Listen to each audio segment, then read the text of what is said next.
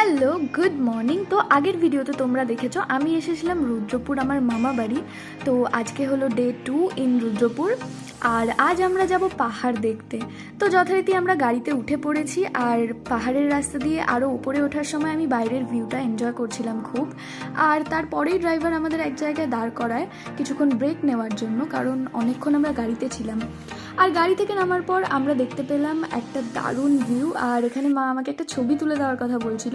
তো অনেক ছবি ভিডিও নেওয়ার পর আমরা গাড়িতে উঠে পড়ি আবার। আর এখানে গাড়িতে যেতে যেতে আমি খাচ্ছিলাম কুরকুরে।